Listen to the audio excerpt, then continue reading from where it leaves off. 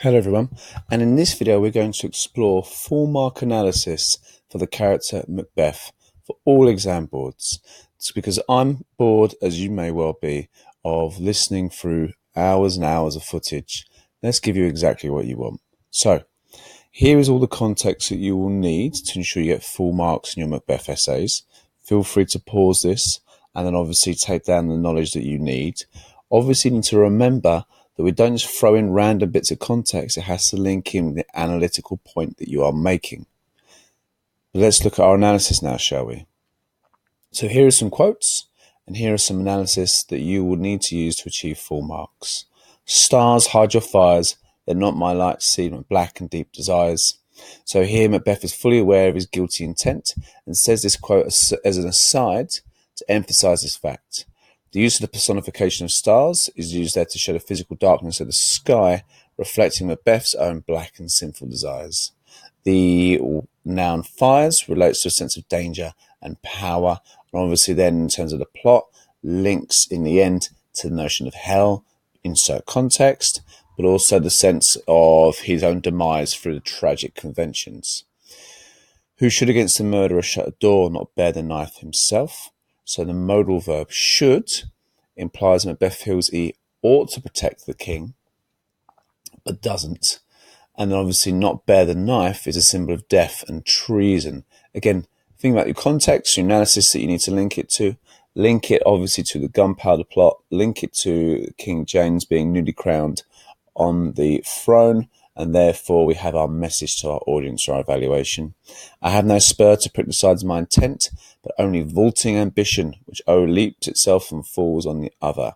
So again, Macbeth is fully aware that it is his motivation that drives the actions that occur, and that's important because many people argue it's Lady Macbeth who is most to blame.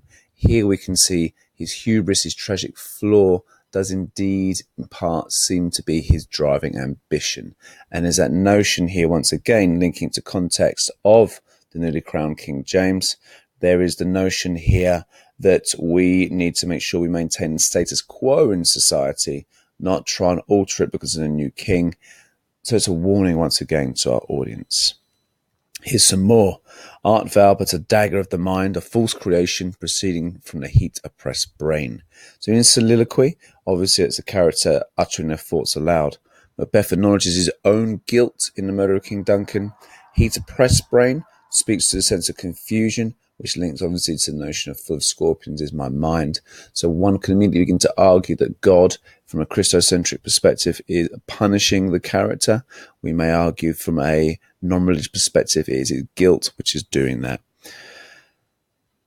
I could with barefaced power sweep him from my sight. The verb sweep indicates Macbeth's power has no end and can easily remove Banquo. It also highlights the cruel manner in which the character is now plummeted, again highlighting he's becoming more and more out of control, which fits very much with the structure one would expect to see from a Shakespearean tragedy when we get to this stage of the play.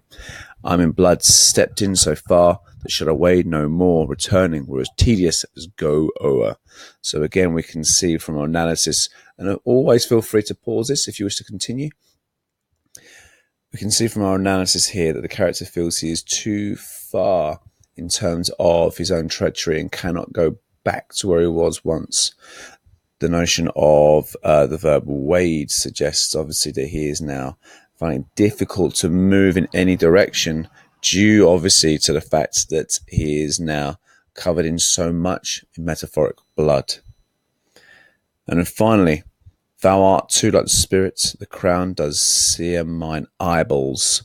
So here we have the metaphorical description of the verb sear, which adds the idea of the fires of hell, obviously burning the conscience of the character.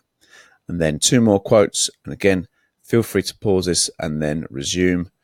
But out, brief candle, lies but a walking shadow, and I bear a charmed life which must not yield the one of woman born. Thank you. Feel free to flip back, note down any of that key analysis that you need, and make sure you're incorporating into your essays. Well done.